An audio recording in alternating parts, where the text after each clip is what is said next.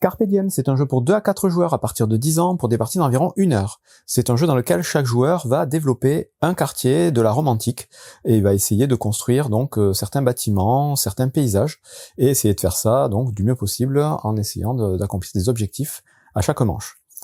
Je vais vous expliquer tout de suite la mise en place. Donc pour commencer, on va mettre le plateau au centre de la table.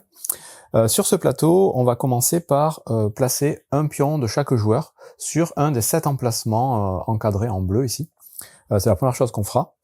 Donc là, j'ai simulé une partie pour 3 joueurs, et ensuite, on va déterminer un premier joueur. On vous dit que c'est le plus jeune qui va commencer, mais vous pouvez faire comme vous voulez pour déterminer le premier joueur. Ce premier joueur va mettre son pion sur la piste qui est tout en haut, la piste avec les parchemins, et dans le sens aiguille d'une montre, les autres joueurs vont empiler leurs pions au-dessus. Ensuite, on va placer les cartes d'objectifs ici, les cartes de demande.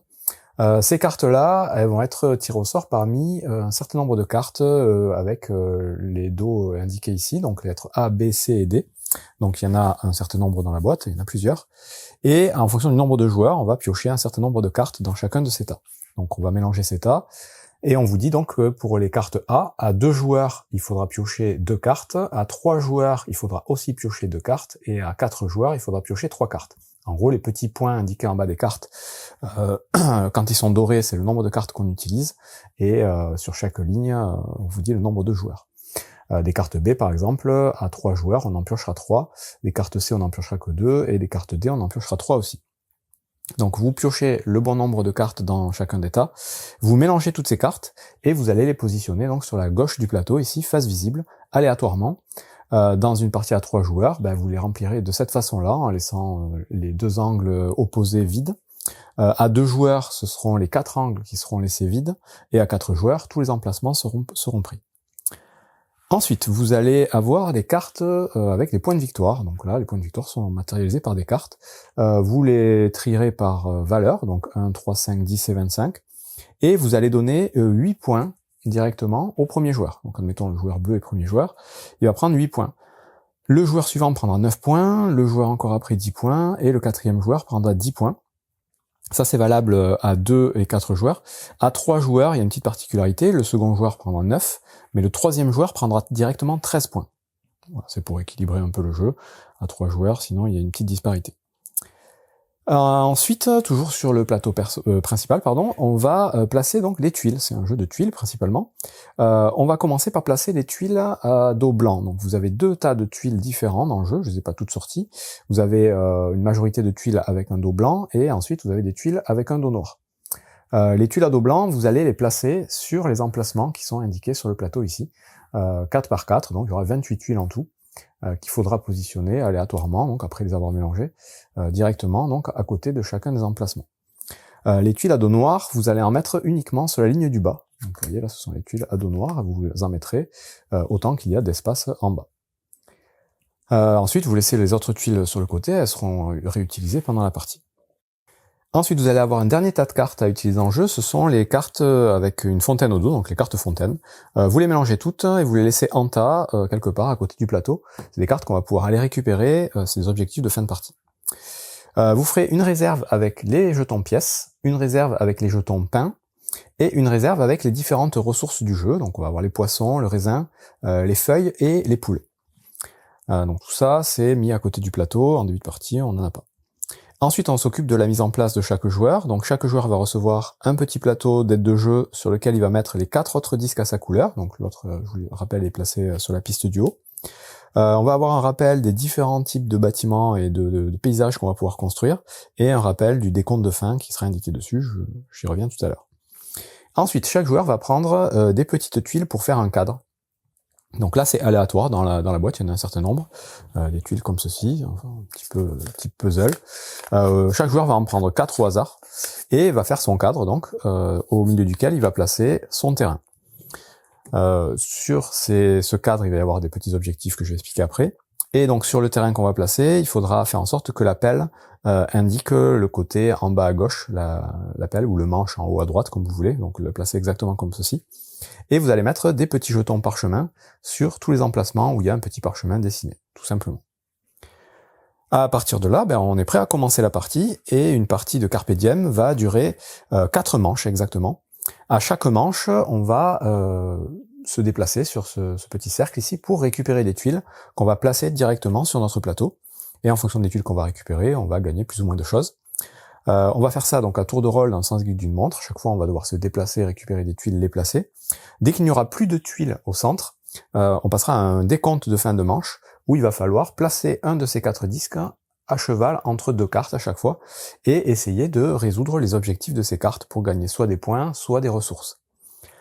Une fois qu'on a fait ça, on va re-remplir le plateau avec des tuiles pour la seconde manche, on refait la même chose, troisième manche on fait la même chose, et à la quatrième manche on remplira avec les tuiles noires qui restent pour finir la dernière manche, et à la toute fin de la partie, on va avoir un petit décompte de fin, et on déterminera le vainqueur, celui qui aura le plus de points de victoire avec les cartes qu'il aura collectionnées pendant la partie.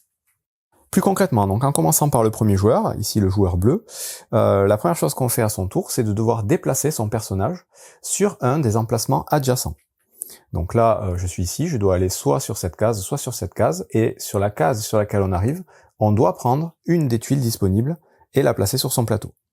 Donc ça, c'est la règle de base. À chaque fois, on est obligé de se déplacer, et ensuite, on récupère une tuile à l'endroit où on arrive. Si jamais, à 3 joueurs, il reste une tuile après qu'on en ait pris une, cette tuile est défaussée. Donc sur chaque emplacement, chaque fois qu'il ne restera plus qu'une tuile, elle sera défaussée. Ça, c'est quand on est 3. Quand on est 2 joueurs, sur chaque emplacement, dès qu'il restera 2 tuiles, elles seront défaussées. À 4 joueurs, par contre, chaque tuile sera récupérée par les joueurs. Donc ça, c'est la règle. Si à un moment donné, on est sur un emplacement et que la zone d'à côté est vide, on peut quand même y passer et se déplacer aussitôt sur la zone suivante.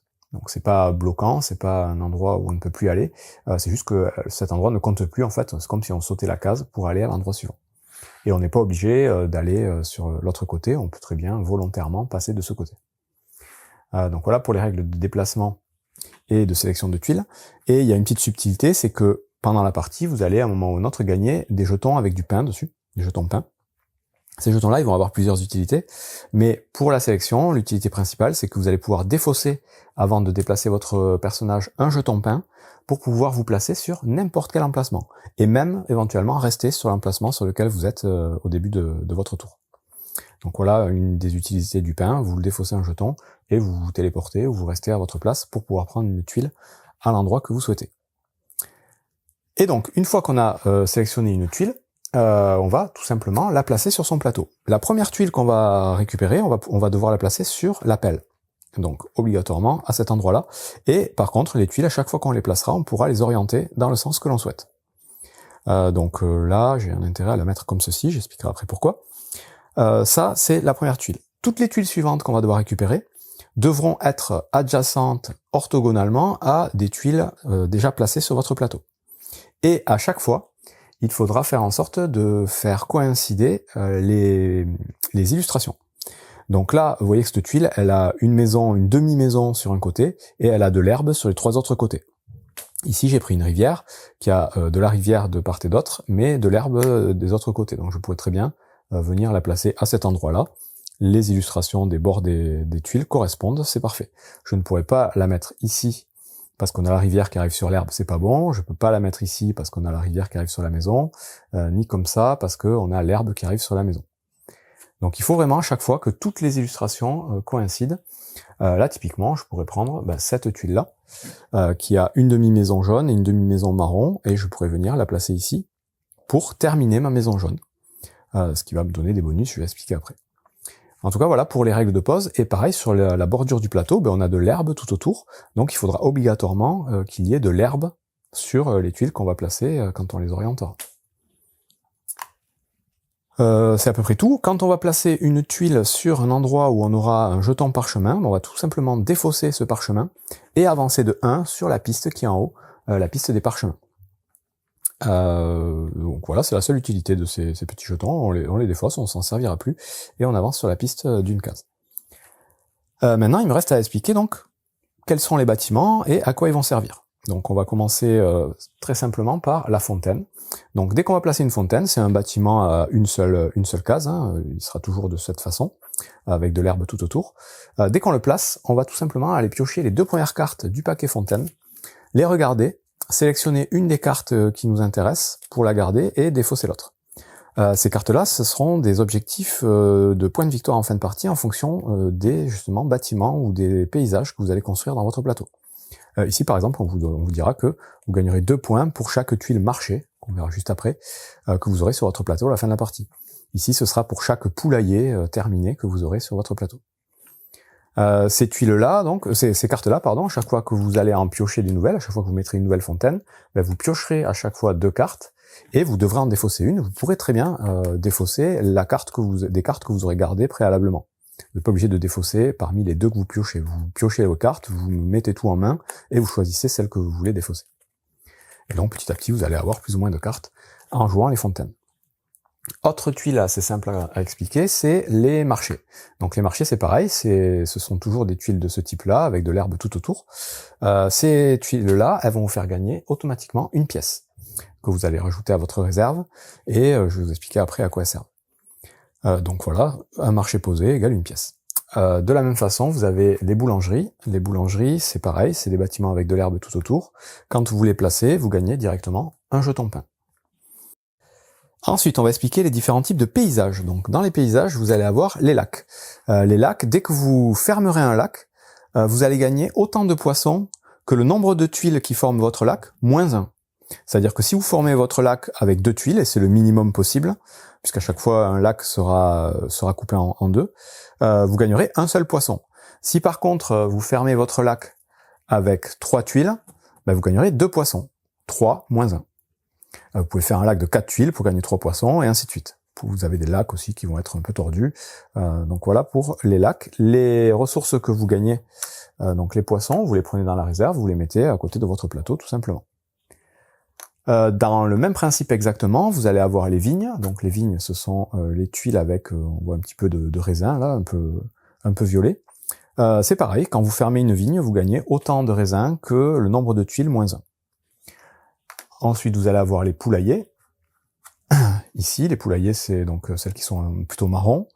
Exactement le même principe. Quand vous fermez votre poulailler, vous gagnez une poule. Vous gagnez autant de poules que le nombre de tuiles, moins 1. Donc ici, si je ferme directement ça, je gagne une poule. Et enfin, vous avez les espèces de champs, de culture. C'est donc ces tuiles-là. Celle-ci, c'est pour gagner les feuilles. Exactement de la même façon. Donc voilà la façon de gagner les différentes ressources du jeu, donc poissons, raisins, feuilles et poules. Ensuite, vous allez avoir les bâtiments. Donc les bâtiments, on a le bâtiment jaune que j'ai commencé à construire ici. Ce bâtiment-là, il ne fera toujours que 2 cases. Il ne pourra pas être agrandi, comme peuvent l'être les lacs, les poulaillers qu'on vient de voir. Ce sera obligatoirement à chaque fois une demi et une demi. Quand vous la complétez, cette maison-là, vous allez pouvoir vendre vos ressources pour gagner des pièces. Donc là, par exemple, admettons, j'avais gagné préalablement une poule et un raisin, mais je vais pouvoir vendre ces 2 ressources pour gagner une pièce par ressource, plus une pièce à chaque fois. Donc à chaque fois qu'on fait une vente avec les bâtiments jaunes, on gagne de toute façon une pièce, c'est-à-dire que même si j'avais pas de ressources à vendre, j'aurais gagné une pièce, plus autant de pièces que de ressources. Donc là, j'aurais gagné 3 pièces. Ça, c'est donc le bâtiment jaune. Vous allez avoir le bâtiment marron. Le bâtiment marron, c'est une boulangerie améliorée, donc là pareil, il sera composé uniquement de 2 tuiles. Quand vous le complétez, vous gagnerez directement 2 ressources de pain, 2 jetons pain. Ensuite, on a le bâtiment gris. Le bâtiment gris, quand vous le complétez, lui aussi obligatoirement avec 2 tuiles, il vous fera gagner 2 avancées sur la piste des parchemins. Vous avancerez votre pion de 2 cases. Et enfin, vous avez le bâtiment bleu, bleu-vert, plutôt vert. Celui-là, quand vous le complétez, toujours avec 2 tuiles, vous allez pouvoir piocher une tuile de la piste du bas, donc dans laquelle j'ai pioché allègrement depuis tout à l'heure, mais c'est uniquement en complétant les bâtiments verts que vous allez piocher une tuile en bas pour pouvoir la rajouter directement à votre plateau, avec les mêmes règles de pose. La particularité donc des tuiles qui sont en bas, c'est-à-dire des tuiles noires, c'est qu'elles seront toujours composées uniquement de un élément. Il y a qu'une bordure qui concernera un élément, contrairement aux tuiles blanches qui peuvent avoir 2 sorties. Vous voyez, le lac ici, il a deux ouvertures, le bâtiment rouge ici a 2 ouvertures aussi. Dans les tuiles noires, ce sera toujours une seule ouverture. Donc bâtiment vert pour récupérer ces tuiles-là. Et le dernier type de bâtiment qu'on va pouvoir construire, c'est les bâtiments rouges, ce sont les maisons. Ces bâtiments-là vont avoir des cheminées dessus. Quand vous les construisez, il se passera rien. mais les cheminées vont pouvoir être des objectifs qu'on va voir juste après, qu'il va falloir essayer de compléter. Et surtout, en fin de partie, chaque maison terminée que vous aurez, donc qui n'ont pas d'ouverture non finie, vous fera marquer des points en fonction du nombre de cheminées qu'elles auront. Voilà pour toutes les tuiles qu'on va trouver dans le jeu et tous les types de bâtiments qu'on va pouvoir, ou de paysages qu'on va pouvoir construire. Vous avez un résumé donc sur votre aide de jeu, où vous voyez le bâtiment gris c'est 2 parchemins, le marron c'est 2 pains, le jaune c'est on vend ses marchandises plus une pièce, le bleu c'est une tuile noire, la boulangerie c'est un pain, les fontaines on pioche 2 cartons en garde une, le marché une pièce, le poulailler les poules, le lac les poissons, les vignes le raisin, les champs les feuilles. Les petits parchemins blancs, hop, quand vous les enlevez, vous avancez de 1 sur la piste. Vous pouvez défausser un pain pour déplacer votre personnage où vous voulez. Et la dernière chose que j'ai pas expliqué encore, c'est en défaussant 3 pains, vous allez pouvoir faire un objectif ici. Donc justement, on va jouer donc à tour de rôle en se déplaçant, en prenant des tuiles, jusqu'à ce qu'il n'y ait plus aucune tuile. Donc chaque joueur, au final, va prendre 7 tuiles dans le jeu. Une fois que ça arrive, on passe à la phase de scoring, de décompte, où là, on va regarder qui est le plus avancé sur la piste des parchemins. C'est à ça que cette piste va servir en priorité, en plus d'être des points de victoire en fin de partie. Donc là, on va regarder, on va dire dans cette configuration, on considère que c'est le joueur qui est au-dessus, qui est avant celui qui est en dessous. Donc là, dans cette configuration, ça veut dire que c'est le joueur vert qui est premier, puis le bleu, puis le jaune. Donc là, le joueur vert, on va faire l'inverse, on va dire hop, le joueur bleu qui est premier, puis le vert, puis le jaune. Le joueur bleu, donc, en étant premier, va pouvoir en premier prendre un de ses disques de son petit plateau et le placer sur l'emplacement qu'il souhaite pour marquer des points. Ces emplacements-là, donc, ils vont faire soit marquer des points, soit marquer des ressources. Admettons, je me place ici. Tout de suite, je vais devoir satisfaire aux demandes de ces 2 cartes. La première carte me demande 3 poules. Pour satisfaire cette demande, je vais pouvoir soit payer des poules, parce que je les aurai stockées dans ma réserve, soit payer des pièces pour remplacer n'importe quelle ressource. Les pièces, ce sont des jokers qui remplacent n'importe quelle ressource de production. Donc poules, poissons, raisins ou feuilles. C'est pour ça que quand on les vend au bâtiment jaune, c'est toujours intéressant parce que ça devient tout de suite des jokers en fait, peu importe ce qu'on vend, et en plus on gagne une de plus. Donc c'est intéressant de vendre les ressources à chaque fois. Donc là typiquement il me faut 3 poules. Admettons j'en ai une en stock, je peux défausser une poule et 2 pièces. Et j'ai accompli cet objectif, donc je vais gagner 7 points. Je prends l'équivalent de 7 points dans les cartes, je le rajoute à ma réserve. Ensuite, on me demande, pour l'autre objectif juste en dessous, d'avoir au moins une fontaine. J'ai bien une fontaine dans mon tableau. Dans ce cas-là, je vais gagner 1 point supplémentaire. C'est pas énorme, mais au moins j'ai satisfait à l'objectif. L'autre façon de résoudre ces objectifs, c'est de payer directement 3 pains. Peu importe ce qu'on vous demande, si vous avez 3 pains dans votre stock, vous pouvez défausser ces 3 pains pour valider directement l'objectif. Et la chose importante à savoir, c'est que si jamais vous n'arrivez pas à valider l'un ou l'autre des objectifs, vous perdez 4 points à chaque fois. C'est une pénalité de 4 points si vous n'y arrivez pas. C'est-à-dire que si je m'étais placé là, et que j'avais pas placé la fontaine, au lieu de gagner 1 point, j'aurais perdu 4 points. C'est pour ça qu'on a des points de victoire en début de partie, pour éventuellement en perdre directement si on a mal joué dès le premier tour. Et donc c'est valable pour les 2 cartes. Si j'arrive pas à résoudre ni l'une ni l'autre, ça me fera perdre 8 points directement. Si jamais, quand vous scorez, vous avez plusieurs fois la condition, vous marquerez plusieurs fois les récompenses. C'est-à-dire que là, si je peux dépenser 6 poules, ou un mélange de poules et de pièces est égal à 6, je gagnerai 14 points, 2 fois la récompense. Pareil pour les ressources, donc là vous voyez on vous demande d'avoir 2 maisons rouges terminées pour gagner une pièce, une avancée sur le parchemin et un pain. Si j'ai 4 maisons rouges terminées, je gagnerai 2 pièces, 2 avancées et 2 pains.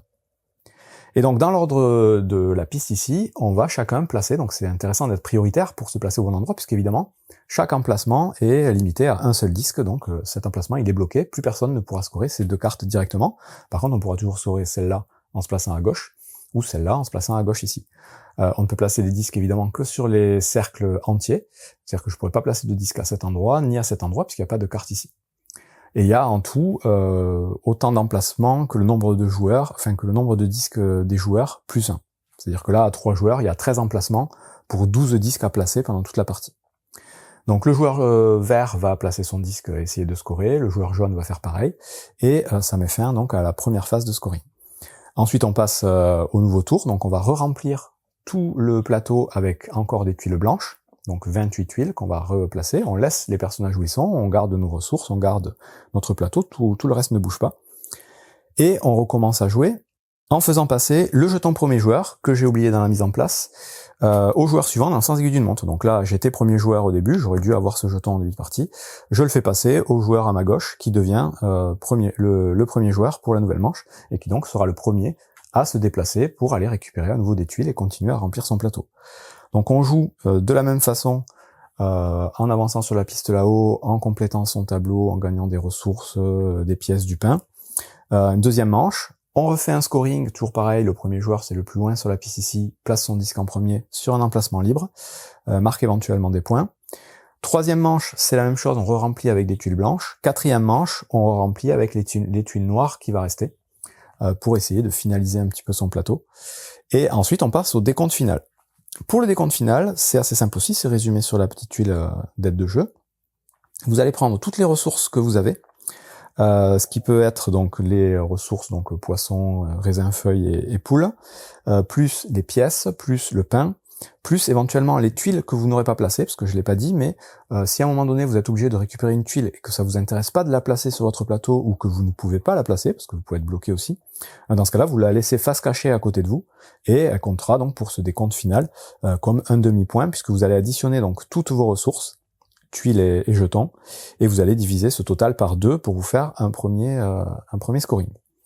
Ensuite, vous allez regarder votre position sur la piste des parchemins là-haut, et vous marquerez autant de points que la case sur laquelle vous êtes arrivé. Donc c'est important d'avancer là-dessus. Si vous êtes sur la case 10 à la fin, vous gagnerez 10 points directement. Ensuite, vous allez regarder les petits objectifs qu'il y a autour de votre plateau. Et donc ça, je l'ai pas expliqué, mais chaque objectif est un type de bâtiment ou de paysage qui vous fera marquer les points indiqués en dessous. Donc là, par exemple, vous voyez, c'est 4 points pour les bâtiments jaunes qui vont se trouver sur la ligne correspondant au bâtiment. Donc là, il faut tracer une ligne. Si cette ligne traverse un bâtiment jaune, ça me fait 4 points. Si elle en traverse 2, ça me fera 8 points. Et ainsi de suite. Ici, c'est pour les bâtiments marrons. Donc si ici j'avais eu un bâtiment marron, ça m'aurait fait 4 points. Ici, c'est pour les bâtiments rouges, donc les bâtiments principaux. Je vais regarder si ça en traverse 3 points par bâtiment traversé. Ici, c'est des lacs. Ici, c'est des lacs aussi.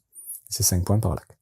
Donc ça, il va falloir, au moment où on place ces tuiles, c'est d'optimiser pour que les lignes ici traversent les bons types de paysages ou de bâtiments. Et on marquera donc les points pour tous ces trucs-là à ce moment-là, à la fin de la partie. On va ensuite dévoiler donc nos cartes de fontaine et regarder combien on a de bâtiments ou de paysages correspondants et marquer 2 points pour chacun qu'on va ajouter. Et enfin, on va regarder donc nos villas, nos maisons rouges. Admettons, hop, j'en ai construit une ici.